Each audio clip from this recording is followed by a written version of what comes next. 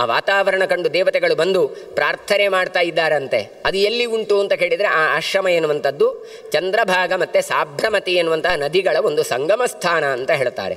ಹಾಗಾಗಿ ಬಂದು ಕೇಳ್ತಾ ಇದ್ದಾರೆ ದಧೀಚಿ ಮಹರ್ಷಿಗಳ ಹತ್ರ, ನಮಸ್ಕಾರ ಮಾಡಿ, ನಿಮ್ಮ ಆಶ್ರಮದಲ್ಲಿ ನಾವು ಹಿಂದೆ ಕೆಲವೆಲ್ಲ ಶಸ್ತ್ರಾಸ್ತ್ರಗಳನ್ನು ಬಿಟ್ಟು ಹೋಗಿದ್ದೆವು, ಅದು ನಮಗೆ ವಾಪಸ್ ಕೊಡ್ತೀರಾ ಅಂತ ಕೇಳಿದ್ರಂತೆ. ಆಗ ದಧೀಚಿ ಮಹರ್ಷಿಗಳು ಹೇಳಿದ್ರಂತೆ, ನೀವು ಕೊಟ್ಟು ಹೋದದ್ದು ಸರಿ, ಆದರೆ ಅದನ್ನು ಹುಡುಕಿಕೊಂಡು ದೈತ್ಯರು ಬಂದರು, ಹಾಗೆಯೇ ದೈತ್ಯರು ಪೆಟ್ಟು ಕೊಡ್ತಾರೆ. ಇನ್ನು ನಿಮ್ಮ ಸ್ಪೆಷಲ್ ಆದಂಥ ಅಸ್ತ್ರಗಳೆಲ್ಲಿ ಆದರೂ ಸಿಕ್ಕಿದರೆ ಶಸ್ತ್ರಗಳು ಮತ್ತೊಂದಷ್ಟು ಪುಡಿ ಮಾಡ್ತಾರೆ ಅಂತ ಹೇಳಿ ಅದನ್ನೆಲ್ಲ ಕರಗಿಸಿ ನಾನು ಘಟಘಟ ಅಂತ ಕೊಡದೆ, ನಿಮಗೆ ಬೇಕು ಅಂತಿದ್ದರೆ ನನ್ನ ದೇಹದ ಮೂಳೆ ಉಂಟಲ್ಲ ಅದನ್ನೇ ನೀವು ಉಪಯೋಗ ಮಾಡಬೇಕಷ್ಟೇ, ಬಿಟ್ಟರೆ ನಿಮಗೆ ನಾನು ಆ ವಸ್ತ್ರಗಳನ್ನು ಕೊಡಲಿಕ್ಕಾಗೋದಿಲ್ಲ ಅಂತ.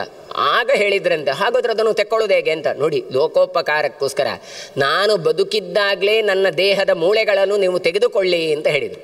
ನಮಗೆ ವೃತ್ರಾಸುರನ ವಧೆಯಲ್ಲಿ ಭಾಗವತದ ಪ್ರಕಾರ ಈ ದಧೀಚಿ ಋಷಿಗಳು ನಾರಾಯಣ ವರ್ಮವನ್ನು ಜಪ ಮಾಡಿದ್ರಿಂದ ಅವರ ಬೆನ್ನ ಮೂಳೆಯಿಂದ ತೆಗೆದು ವಜ್ರಾಯುಧ ಮಾಡಿದ ಚರಿತ್ರೆಯನ್ನು ಕೇಳ್ತೇವೆ. ಇದನ್ನೇ ಪದ್ಮಪುರಾಣ ಈ ರೀತಿಯಾಗಿ ಕೂಡ ಹೇಳ್ತಾ ಉಂಟು. ಅಂದರೆ ಒಂದು ಘಟನೆಗೆ ಒಂದೇ ಕಾರಣ ಆಗಬೇಕಾಗಿಲ್ಲ, 2-3 ಘಟನೆಗಳು ಕಾರಣ ಆಗಬಹುದು. ಪರಸ್ಪರ ವಿರೋಧ ಇದ್ದರೆ ಬಿಡಬೇಕಷ್ಟೇ, ಅಂತಹ ವಿರೋಧಗಳು ಏನೂ ಅಲ್ಲ. ಇದು ಅವರದ್ದು ದೇಹದಲ್ಲಿ ಒಂದು ಮಂತ್ರಪೂರಿತವಾದ ನಾರಾಯಣ ವರ್ಮದ ಮಹಿಮೆ ಅಂತ ಒಂದು ಅಂತ ಸೇರಿಸಿಕೊಳ್ಳಿ. ಇನ್ನೊಂದು ಏನು ಕೇಳಿದರೆ, ಈ ಅಸ್ತ್ರಗಳನ್ನು ಕುಡಿದದ್ರಿಂದ ನಾವು ಹೇಳೋದಿಲ್ವಾಯ್ತು, ಐರನ್ ಇದು ಕಂಟೈನರ್ ಇದ್ದದ್ದನ್ನು ತೆಕ್ಕೊಂಡದ್ರಿಂದ ಕಬ್ಬಿಣದ ಹಾಗೆ ಗಟ್ಟಿ ಆಗುತ್ತೆ, ಕ್ಯಾಲ್ಸಿಯಂ ಹಾಗೆ ಹೀಗೆ ಅಂತ ಹೇಳೋದಿಲ್ವ, ಕ್ಯಾಲ್ಸಿಯಂ ತೆಕೊಂಡ್ರೆ ಬೋನ್ ಗಟ್ಟಿ ಆಗ್ತದೆ ಅಂತ, ಹಾಗೆ ಅಂತಲೂ ಇಟ್ಟುಕೊಳ್ಳಬಹುದು. ಕೊನೆಗೇನು ಮಾಡ್ತಾರೆ ಕೇಳಿದರೆ, ಈ ದೇಹವನ್ನು ನಾನು ಸಂತೋಷದಿಂದ ಬಿಟ್ಟು ಕೊಡ್ತೇನೆ, ಯೋಗದಿಂದ ಪ್ರಾಣತ್ಯಾಗ ಮಾಡ್ತೇನೆ, ಹಾಗಾಗಿ ಯೋಗಾರೂಢನಾಗ್ತೇನೆ, ನಿಮಗೆ ಯಾವ ನನ್ನ ಒಂದು ಮೂಳೆಗಳು ಬೇಕೋ ಅದನ್ನೆಲ್ಲ ತೆಕ್ಕೊಳ್ಳಿ ಅಂತ ಹೇಳಿದಂತೆ. ಮಾಂಸ ಮೆತ್ತಿದಂತಹ ಈ ಋಷಿ ತಾನು ಏನು ಮಾಡಿದ್ದಾನೆ, ಮೂಳೆಯನ್ನು ಕೊಟ್ಟರೆ ಅವುಗಳಿಗೆಲ್ಲ ಹೇಗೆ ಆಯುಧ ಮಾಡೋದು, ಅದರಲ್ಲಿ ಒಳಗೆ ಮಾಂಸ ರಕ್ತ ಅದು ಇದೆಲ್ಲ ಇರ್ತದೆ. ಹಾಗೆಲ್ಲ ದೇವತೆಗಳ ಆಲೋಚನೆ ಮಾಡಿದ್ರಂತೆ. ಕಾಮಧೇನುವನ್ನು ಕರೆದು ಹೇಳಿದ್ರಂತೆ, ನೋಡಿ ಇವನು ದೇಹದಲ್ಲಿರುವ ಮೂಳೆಯನ್ನೆಲ್ಲ ನೆಕ್ಕಿ ಕ್ಲೀನ್ ಮಾಡಿಕೊಡು ಅಂತ ಹೇಳಿದ್ರಂತೆ. ಅದು ಹಿಡ್ಕೊಳ್ಳಿಕ್ಕೆಲ್ಲ ಸರಿಯಾಗಬೇಕಲ್ಲ ಅಂತ ಕಾಮಧೇನು ಆ ಮೂಳೆಗಳನ್ನೆಲ್ಲ ಆ ಎಲುಬುಗಳನ್ನೆಲ್ಲ ನಕ್ಕಿ ಅದರಲ್ಲಿದ್ದಂತಹ ಅಪವಿತ್ರತೆಯನ್ನು ಕಳೆದು ಶುದ್ಧ ಮಾಡಿದೆ. ಅಷ್ಟೊತ್ತಿಗೆ ದೇವಬಡಿಗೆಯಾದ ವಿಶ್ವಕರ್ಮ ಬಂದಿದ್ದಾನೆ, ಅವುಗಳಿಂದ ಪ್ರಧಾನವಾದ ಅಸ್ತ್ರಗಳನ್ನೆಲ್ಲ ಮಾಡಿದ್ದಾನೆ ಅಂತ ಹೇಳ್ತಾರೆ. ಅದೇ ಮುಂದೆ ವೃತ್ರಾಸುರನ ವಧೆಗೆ ಬೇಕಾಗುವ ವಜ್ರಾಯುಧವೂ ಆಯಿತು ಅಂತ ಹೇಳ್ತಾರೆ. ಇಷ್ಟೆಲ್ಲ ಆಗಿ ಅಲ್ಲೇ ಬಿಡ್ತಾರೆ. ಇವರು ಆಯುಧಗಳನ್ನೆಲ್ಲ ತೆಕ್ಕೊಂಡು ಹೋದರು. ಅವನ ದಧೀಚಿ ಮಹರ್ಷಿಗಳ ಪತ್ನಿ, ಅವಳ ಹೆಸರು ಸುವರ್ಚೆ ಅಂತ. ಅವಳು ಇಷ್ಟು ಹೊತ್ತಿಗಾಗುವಾಗ ಏನು ಕೇಳಿದರೆ, ಇಷ್ಟೆಲ್ಲ ದೇವತೆಗಳು ಬರುವಾಗ ಅವಳು ಇರಲಿಲ್ಲ, ಅವಳು ಕಾಡಿಗೆ ಹೋಗಿದ್ಲು. ಈ ಕಾಡಿಗೆ ಹೋಗಿದ್ದವಳು ಆಶ್ರಮಕ್ಕೆ ಬಂದರೆ ದಧೀಚಿಗಳವರ ಶವ ಅದು ರಕ್ತಸಿಕ್ತವಾಗಿ ಉಂಟು, ಮಾತ್ರ ಅಲ್ಲ ಯಾವ ಒಂದು ಮೂಳೆಗಳೂ ಕೂಡ ಅಲ್ಲಿ ಇಲ್ಲ. ಇದನ್ನು ನೋಡಿ ಆಕೆ ಬಹಳವಾದಂಥ ಸಿಟ್ಟು ಬರುತ್ತೆ. ಅವಳು ಏನು ಶಾಪ ಕೊಡ್ತಾಳೆ ಕೇಳಿದರೆ, ನೀವೆಲ್ಲರೂ ಕೂಡ ಸಂತಾನಹೀನಾಗಿ ಅಂತ ತಾನು ಶಾಪವನ್ನು ಕೊಡ್ತಾಳೆ.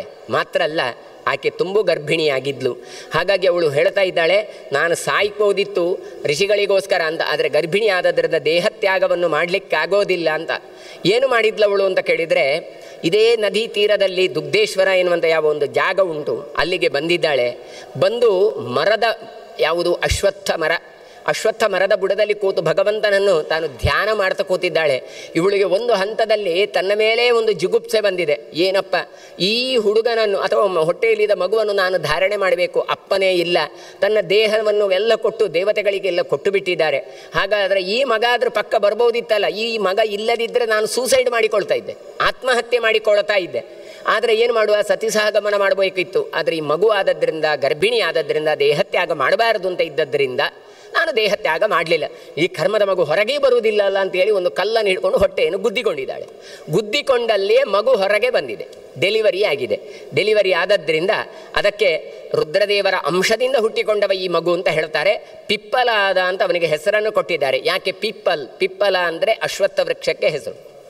ಅದರಲ್ಲಿದ್ದ ಹಣ್ಣುಗಳನ್ನು ತಿಂದು ಈ ಹುಡುಗ ಬದುಕಿದ್ದಾನೆ. ಹಾಗಾಗಿ ಈ ಹುಡುಗನಿಗೆ ಪಿಪ್ಪಲಾದ ಎನ್ನುವಂಥ ಹೆಸರನ್ನು ಕೊಟ್ಟಿದ್ದಾರೆ. ಮುಂದೆ ಆತ ದೊಡ್ಡ ಋಷಿಯಾಗಿ ತಾನು ಬರ್ತಾನೆ. ಮುಂದೆ ತಾನು ಸುವರ್ಚೆ ಚಿತಾರೋಹಣ ಮಾಡಿ ದಧೀಚಿ ಮಹರ್ಷಿಗಳ ಶವದಾಹವನ್ನು ಮಾಡಿ ಅದರ ಒಳಗೆ ತಾನೂ ಕೂಡ ಹೋಗಿದ್ದಾಳೆ ಅಂತ ಹೇಳ್ತಾರೆ. ಮುಂದೆ ಈ ಜಾಗದಲ್ಲಿ ತಾನು ಸ್ನಾನ ಮಾಡಿದ್ದರಿಂದ ಆಕೆ ಮೋಕ್ಷಕ್ಕೆ ಹೋಗಿದ್ದಾಳೆ. ಅಲ್ಲಿ ಒಂದು ಲಿಂಗವನ್ನು ಪ್ರತಿಷ್ಠೆ ಮಾಡಿದ್ದರಿಂದ ಆ ಲಿಂಗಕ್ಕೆ ದುಗ್ಧೇಶ್ವರ ಅಂತ ಹೆಸರು ಬಂದಿದೆ ಅಂತ. ಹೀಗೆ ಒಂದು ತೀರ್ಥ ಆಗಬೇಕು ಕೇಳಿದರೆ ಅದರ ಹಿಂದೆ ಎಷ್ಟೆಲ್ಲ ಘಟನೆಗಳು ಉಂಟು ಅಂತ ತಾನು ಕೊಡ್ತಾ ಇದ್ದಾರೆ. ಅದರ ನಂತರ ಚಂದ್ರಭಾಗ ಎನ್ನುವಂತಹ ನದಿ ಅಲ್ಲಿ ಸೂರ್ಯ ಬಂದು ತಾನು ಸ್ನಾನ ಮಾಡಿದ ಜಾಗ. ಹಾಗಾಗಿ ಒಳ್ಳೆಯ ಸೂರ್ಯನ ಅನುಗ್ರಹ ಆಗತ್ತೆ ಅಂತ ಹೇಳಿ ಆದಿತ್ಯಂ ಭಾಸ್ಕರಂ ಭಾನುಂ ರವಿಂ ವಿಶ್ವಪ್ರಕಾಶಕಂ ಅಂತ ಹೇಳಿ ಸೂರ್ಯನ ಸ್ತೋತ್ರಗಳನ್ನು ಒಂದಿಷ್ಟು ಕೊಡ್ತಾರೆ. ಕೋಟರಾಕ್ಷ ತೀರ್ಥ ಅಂತ ಹೇಳಿ, ಈ ತೀರ್ಥದಲ್ಲಿ ಸ್ನಾನ ಮಾಡಿದರೆ ನಮಗೆ ವಿಪುಲವಾದಂಥ ಐಶ್ವರ್ಯ ಬರ್ತದೆ ಅಂತ ಕೊಡ್ತಾರೆ. ಅಲ್ಲಿ ಭಗವಂತನದ್ದು ಕೋಟರಾಕ್ಷಿ ಎನ್ನುವಂಥ ಸ್ತೋತ್ರ, ಇದೆಲ್ಲ ಸ್ತೋತ್ರಗಳು ಬೇರೆ ಬೇರೆ ಉಚ್ಚಾಟನೆ ಇತ್ಯಾದಿಗಳಲ್ಲೆಲ್ಲ ಉಲ್ಲೇಖ ಆಗತ್ತೆ. ಕೋಟರಾಕ್ಷಿ, ವಿಶ್ವರೂಪ, ಮಹಾಮಾಯ, ಬಲಾಧಿಕ ಹೇಳಿ ಭೈರವಿ, ಭೈರವಾಕ್ಷಿ ಚ ಲಕ್ಷ್ಮೀದೇವಿ ಜನಪ್ರಿಯ ಅಂತ ಲಕ್ಷ್ಮಿಯ ಸಾತ್ವಿಕ ರೂಪದ ಚಿಂತನೆಯೂ ಉಂಟು, ತಾಮಸ ರೂಪದ ಚಿಂತನೆಯೂ ಉಂಟು. ಇಂತಹ ಸ್ತೋತ್ರಗಳು ಒಂದಷ್ಟು ಬಂದದ್ದನ್ನು ಉಲ್ಲೇಖ ಮಾಡ್ತಾರೆ. ಆಮೇಲೆ ದುಗ್ಧೇಶ್ವರ ಒಂದು ಇಂತಹ ತೀರ್ಥಗಳು, ನರಸಿಂಹ ಜಯಂತಿಯ ವರ್ಣನೆ, ನರಸಿಂಹ ಅವತಾರ ಆದ ನಂತರ ಹೇಗೆ ಪೂಜೆ ಮಾಡಬೇಕು ಎನ್ನುವಂಥದ್ದು ಅದು ಇಲ್ಲೇ ಬರ್ತದೆ. ಚತುರ್ಭುಜಂ ಮಹಾದಂಷ್ಟ್ರಂ ಕಾಲರೂಪಂ ದುರಾಸದಂ ಅಂತ ನರಸಿಂಹದೇವರನ್ನು ಸ್ತೋತ್ರ ಮಾಡೋದು. ಸೂರ್ಯಕೋಟಿ ಪ್ರತೀಕಾಶಂ ಯಮಕೋಟಿ ದುರಾಸದಂ ಸಿಂಹವಚ್ಚ ಮುಖಂ ಯಸ್ಯ ನರವಚ್ಚಾಂಗ ಸಂಯುತಾಂ ಶ್ರೀನರಸಿಂಹಂ ದಿವ್ಯಸಿಂಹಂ ಕಾಲರೂಪಂ ಭಜೇತ್ ಸದಾ ಅಂತ ನರಸಿಂಹದೇವರ ಆರಾಧನೆಯನ್ನು ಉಲ್ಲೇಖ ಮಾಡ್ತಾರೆ. ಅಂದರೆ ನರಸಿಂಹ ತೀರ್ಥ, ಆ ತೀರ್ಥದ ನಂತರ ಉಲ್ಲೇಖ. ನಾನು ಮೊನ್ನೆ ಒಂದು ಸಲ ಹೇಳಿದ್ದೆ, ಆ ನರಸಿಂಹ ತೀರ್ಥ ಉಂಟು, ಆದರೆ ಅಲ್ಲಿ ಕಲಿಕಾಲದಲ್ಲಿ ಹೋಗಿ ಸ್ನಾನ ಮಾಡಬಾರದು ಎಂದು ನಿಷೇಧ ಕೊಡುವಂಥದ್ದೆಲ್ಲ ಈ ಪ್ರಕರಣದಲ್ಲಿಯೇ ಬರುವಂಥದ್ದು. ಅದರ ನಂತರ ನೈವೇದ್ಯಂ ಶರ್ಕರಾಂಚಾಪಿ ಭಕ್ಷ್ಯಭೋಜ ಸಮನ್ವಿತಂ ಅಂತ ಹೇಳಿ ಆ ಶರ್ಕರಾದಿಯಿಂದ ಕೂಡಿದಂತಹ ನೈವೇದ್ಯಗಳನ್ನೆಲ್ಲ ಕೊಡಬೇಕು ಅಂತ ಸ್ತೋತ್ರ ಮಾಡ್ತಾರೆ. ಇದೆಲ್ಲ ಆದ ನಂತರ ಪಾರ್ವತಿ ಪರಮೇಶ್ವರನ ಹತ್ರ ಒಂದು ಪ್ರಶ್ನೆಯನ್ನು ಕೇಳ್ತಾಳೆ. ಏನು ಕೇಳಿದರೆ, ನಾನಾ ವಿಧವಾದ ತೀರ್ಥಗಳನ್ನು ಕೊಟ್ರಿ, ಇದು ಅಲ್ಲಿ ಹೋಗಿ ಮಾಡೋದು ಕಷ್ಟ, ಆದರೆ ಯಾವ ಚರಿತ್ರೆಯನ್ನು ಕೇಳಿದರೆ ನಮ್ಮೆಲ್ಲ ಪಾಪ ಪರಿಹಾರ ಆಗುತ್ತೆ, ಅಂತಹ ಚರಿತ್ರೆಗಳನ್ನು ಕೊಡಿ ಅಂತ ಹೇಳಿ ತಾನೇ ಹೇಳುತ್ತಾಳೆ.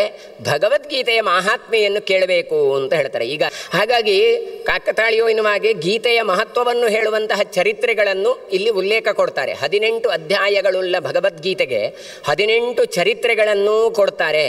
ಆಕೆ ಹೇಳ್ತಾಳೆ, ಅತಸಿ ಪುಷ್ಪಸಂಕಾಶಂ ಖಗೇಂದ್ರಾಸನಮಚ್ಯುತಂ ಶಯಾನಂ ಶೇಷಶಯ್ಯಾಯ ಮಹಾವಿಷ್ಣುಂ ಉಪಾಸ್ಮಹೆ ಅಂತ ಹೇಳಿ ಮಹಾರುದ್ರದೇವರು ಚರಿತ್ರೆಯನ್ನು ಹೇಳ್ತಾರೆ.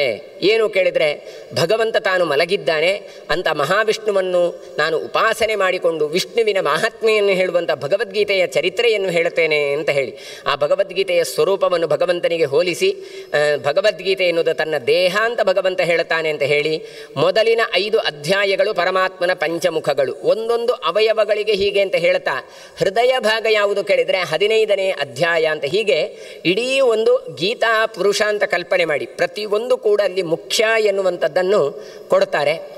ಆಗ ಇವನು ಹೇಳ್ತಾರೆ, ಒಂದು ಚರಿತ್ರೆಯನ್ನು ನಿನಗೆ ಕೊಡ್ತೇನೆ ಅಂತ. ಒಂದಷ್ಟು ಚರಿತ್ರೆಗಳಿದ್ದಾವೆ, ಅಷ್ಟೂ ನೋಡಲಿಕ್ಕೆ ಸಾಧ್ಯ ಇಲ್ಲ. ಮೊದಲು ಬರುವಂಥದ್ದು ಯಾವುದು ಕೇಳಿದರೆ ಸುಶರ್ಮ ಎನ್ನುವಂತಹ ಬ್ರಾಹ್ಮಣನ ಚರಿತ್ರೆಯನ್ನು ಕೊಡ್ತಾರೆ ಭಗವದ್ಗೀತೆಯ 1ನೇ ಅಧ್ಯಾಯಕ್ಕೆ. ಇದು ಏನನ್ನು ಕೊಡ್ತದೆ? ನಿನ್ನೆ ಹೇಳಿದ್ದೆ, ಶ್ರುತಂ ಹರತಿ ಪಾಪಾನಿ ತಥಾರೋಗ್ಯಂ ಪ್ರಯಚ್ಛತಿ.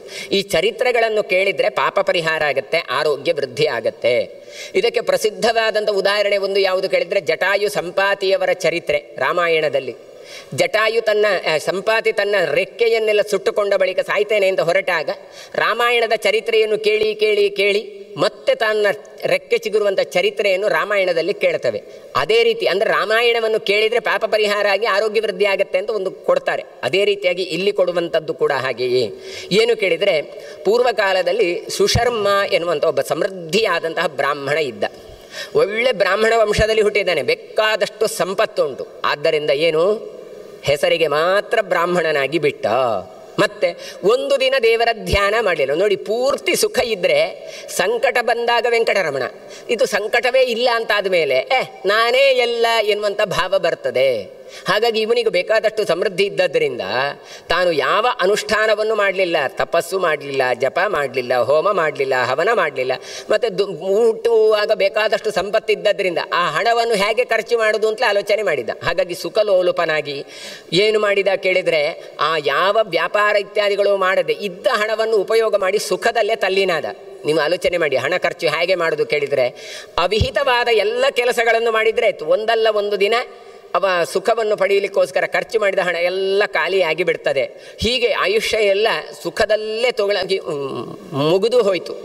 ಒಂದು ದಿನ ಕಾಡಿನಲ್ಲಿ ಹೋಗ್ತಾ ಇದ್ದಾನೆ. ಕಾಡಿನಲ್ಲಿ ಹೋದರೆ ಒಂದು ಹಾವು ಏನು ಮಾಡಿದೆ ಕೇಳಿದರೆ ಇವನ ಕಾಲನ್ನು ಕಚ್ಚಿದೆ. ಹಾಗಾಗಿ ಅಲ್ಲಿಯೇ ತಾನು ಸತ್ತು ಹೋಗಿದ್ದಾನೆ. ಸತ್ತು ಹೋದರೆ ಇವನಿಗೆ ವಿಚಿತ್ರವಾದಂಥ ಘೋರ ಯಾತನೆಗಳನ್ನು ನರಕದಲ್ಲಿ ತಾನು ಅನುಭವಿಸ್ತಾನೆ ಅಂತ ಕೊಡ್ತಾರೆ. ಒಂದಿಷ್ಟು ನರಕದ ವರ್ಣನೆಗಳನ್ನು ಪದ್ಮಪುರಾಣ ಕೊಡ್ತದೆ. ಇವತ್ತು ನಮಗೆ ಗರುಡ ಪುರಾಣದಲ್ಲಿ ಮಾತ್ರ ಈ ರೀತಿಯಾದದ್ದು ಅಂತ ನಮ್ಮ ಕಲ್ಪನೆ ಬರ್ತದೆ. ಇಲ್ಲ, ಆ ನರಕದ ವರ್ಣನೆ ಏನು ಅಲ್ಲಿ ಹೇಳ್ತಾರೆ, ಸೀದಂದ್ಯ ಸರ್ವಗಾತ್ರಾಣಿ ಹೃದಯ ಭೀತಿ ಪ್ರವರ್ತತೆ ಅಂತ. ನರಕದ ಯಾತನೆಯನ್ನು ಕೇಳಿದರೆ ಸಾಕು, ನಮಗೆ ಏನಾಗ್ತದೆ, ಮೈಯೆಲ್ಲ ನಡಗುತ್ತೆ ಅಂತ. ನೀವು ಶಿಕ್ಷೆ ಅನುಭವಿಸಬೇಕು ಅದನ್ನು ಕೇಳಿದ್ರೇ ಮೈ ಜುಮ್ಮ ಅಂತ ಆಗುತ್ತೆ. ಕೇಳಿದರೆ ಯಾತನಾ ನರಕ ಘೋರ ಪಾಪಿನಶ್ಚೈವ ಅಂತ. ಯಾತನೆ ಎನ್ನುವಂಥದ್ದು ಘೋರವಾದಂಥದ್ದು ಅಂತ. ಅದಕ್ಕೆಲ್ಲ ಪ್ರಶ್ನೆಗಳನ್ನು ಕೇಳ್ತಾರೆ. ದೇಶೇಸ್ಮಿನ್ ಭಾರತೆ ಪುಣ್ಯೇ ಜನ್ಮಲಬ್ಧಂ ಸುದುರ್ಲಭಂ ಅತ್ರ ಜನ್ಮ ಸಹಸ್ರಾಣಂ ಸಹಸ್ರೈರಪಿ ಅಂತ. ಇಲ್ಲಿ ಸಂದರ್ಭವಶಾತ್ ಬೇರೆ ಕಡೆ ಬಂದದ್ದನ್ನು ಇಲ್ಲೇ ಸೇರಿಸಿಕೊಂಡು ಹೇಳ್ತಾ ಇದ್ದೇನೆ. ಈ ಭಾರತ ದೇಶ ಎಷ್ಟು ಮಹತ್ವ ಅಂತ ಇಲ್ಲಿ ಹೇಳ್ತಾ ಇದ್ದಾರೆ. ಯಾರು ಇದು ಹೇಳೋದು ಕೇಳಿದರೆ ನರಕಕ್ಕೋದಂತಹ ಜೀವಿಗಳು ಹೇಳ್ತಾ ಇದ್ದಾರೆ. ಅತ್ರ ಜನ್ಮ ಸಹಸ್ರಾಣಂ, ಸಾವಿರ ಸಾವಿರ ಜನ್ಮವನ್ನು ನೀವು ಪಡೆದುದ್ರೆ ಅಂತಾದರೆ ಭೂಮಿಯಲ್ಲಿ ಎಲ್ಲಿ ಪಡಿಬೇಕು ಕೇಳಿದರೆ ಭಾರತದಲ್ಲಿ ಹುಟ್ಟಿಕೊಳ್ಳಬೇಕು ಅಂತ ಹೇಳ್ತಾರೆ.